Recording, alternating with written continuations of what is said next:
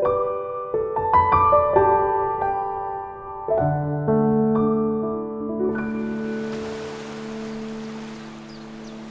American investment banker was at the pier of a small coastal Mexican village when a small boat with just one fisherman docked. Inside the small boat were several large yellowfin tuna. The American complimented the Mexican on the quality of his fish and asked, how long did it take to catch all of those fish? The Mexican replied, only a little while. And the American then asked, well, why didn't you stay out here longer and catch more fish? The Mexican said he had enough to support his family's immediate needs. The American then asked, well, what do you do with the rest of your time? The Mexican fisherman said, I sleep late, I fish a little, I play with my children, I take siestas with my wife, Maria, and stroll into the village each evening where I sip wine and I play guitar with my amigos. I have a full and busy life. The American scoffed. Well, I have an MBA from Harvard, and I can help you, he said. You should spend more time fishing, and with the proceeds, buy a bigger boat. And with the proceeds from the bigger boat, you could buy several boats, and eventually you would have a fleet of fishing boats. Instead of selling your catch to a middleman, you could sell it directly to the processor, eventually opening up your own cannery. You could control the product, processing, and distribution. Of course, you would need to leave this small coastal fishing village and move to Mexico City, then Los Angeles, and eventually New York City, where you will run your expanding enterprise. The Mexican fisherman asked, well, but how long will all this take? To which the American replied, 15 to 20 years or so. Well, but what then? Asked the Mexican.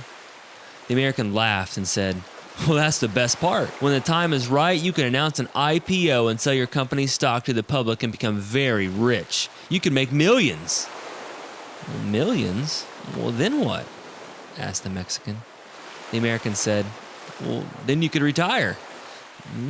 Move to a small coastal fishing village where you could sleep late, fish a little, take siestas with your wife, and stroll to the village in the evenings where you could sip wine and play guitar with your amigos. I remember when I was 23 years old, I went to this weekend retreat that was focused on personal growth. It was through a network marketing company that I was involved in at that time. And during this retreat, they had us create these vision boards. Have you guys ever done that before? You have this poster board, you have a stack of magazines, you're cutting out these pictures of these magazines and gluing them onto your vision board that relates to what you desired in your life. What are your goals in your life? And as you can imagine, as a 23-year-old kid, my vision board was completely covered with stuff. Remember, I had this big mansion that I lived in. I had a couple of vacation homes, one on the beach, one in the mountains. I had this Dodge Viper, which is like the pinnacle trophy for successful people at that time. I had this huge engagement ring that I'd give my wife one day. And it was really all about money and all about stuff. If you looked at my vision board, you could tell that I just wanted to be rich. I wanted to be a millionaire, and I desired to be the American businessman in this parable. You got to go big, and then bigger, until you get to the biggest, and that was who I was. A few short years later, I got into the real estate business, which was amazing. And a couple of years later, I was making more money than I could ever imagine. I came from a teaching family, so we were very middle class.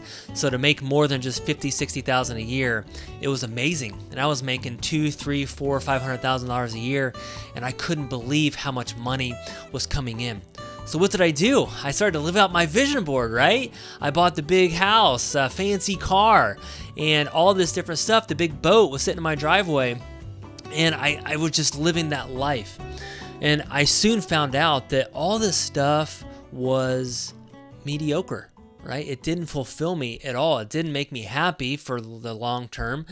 And I found myself wanting more and more and more.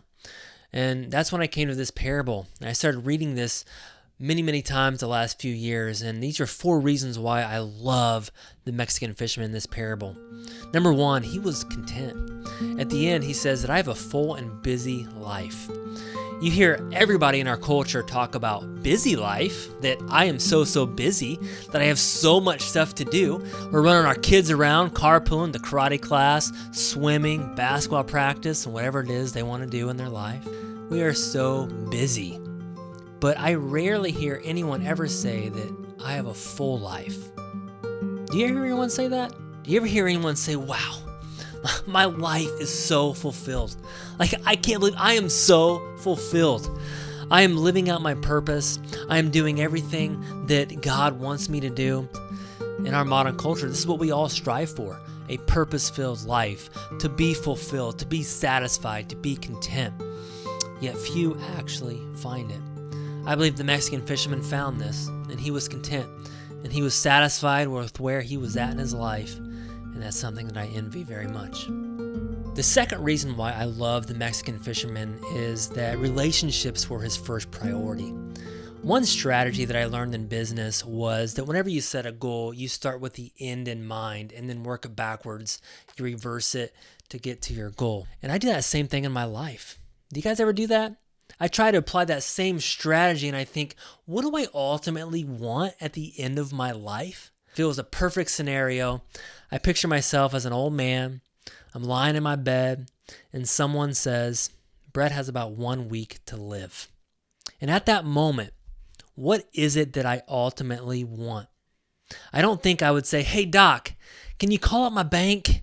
Can you bring me my bank statements so I can see how much money I have in my bank accounts? Can you get my retirement accounts out so I can see how much I accumulated in retirement before I die in 1 week? And bring my deeds to the real estate so I can just see how much am I worth? I want to calculate my net worth before I die. I don't think I'd ask for any of those things. I don't think that you would either. I think number one, I would start talking to God, and I would spend much of my last moments in conversation with God the Father and Christ himself, talking to them and getting to know them better before I finally see them face to face. And number two, I think I would say, Doc, can you call in my loved ones? Bring in my wife. I want to hold her this last week before I pass. Bring in my kids. I want to press my cheek against theirs so I can feel their soft skin and share a couple of last lessons before I pass. Bring in my best friends so that I can spend some time with them and tell them how much they mean to me. And the Mexican fisherman, I believe, lived this early in his life. What an amazing idea. Instead of living that at the end of your life, let's do it today. Let's start now. The third reason why I love the Mexican fisherman in this parable is that he didn't care about the approval of others. You know, I heard recently on a podcast that 80% of our population is mostly driven merely for the approval of other people. Think about that. Most of the decisions that you and I make are only to gain the approval of someone else. You want to be successful? It's probably for the approval of someone else. You want to make a lot of money so that others can see how much it is that you make. You post everything on social media because you want people to see you, to like your comments, and to see how good that you are. All of this work and time and stress only for the approval of other people. The Mexican fisherman didn't care about the approval of the American businessman. Can you imagine you have this highly successful, really rich man coming up to you and giving you business advice? You know, if I were that fisherman and this successful businessman was giving me advice, I'd be like, wow, what you're saying sounds awesome. But the Mexican fisherman questioned, is that really good? Is that really what I want? The Mexican fisherman knew he was already living his best life. The last reason why I love the Mexican fisherman is because he was a simple man. You know, the 23-year-old Brett Snodgrass who had his vision board and it was full of stuff and money and the Dodge Viper. Remember that guy? I'm going to tell you, that's a complicated life. It takes a lot of work to manage all that stuff. I'm going to tell you, it kind of stresses me out just by thinking about managing all that stuff. And through the years, I've learned that a simple life, it's a good life. And I love that about the Mexican fisherman, that he was simple. He could sleep late, fish a little, play with his kids, take siestas with his wife, and stroll to the village in the evenings where he could sip wine and play guitar with his amigos. Wouldn't it be nice to shed the weight of all this complicated stuff on your life off of you and just live that amazing, simple life? You know, this parable, it always hits me like a ton of bricks, and I want to share it with you guys today. Maybe you want to be the Mexican fisherman as well, where we live a busy yet full life. and where we are content, where our relationships are our first priority, where we don't always try to gain approval of other people, and where we live a simple life. The Mexican fisherman already had everything that he could want, and I now know that I have everything that I could want. I would love to hear your comments on this video, guys. Please subscribe, and I'll get back with you as soon as possible. Thank you. Now go live your purpose.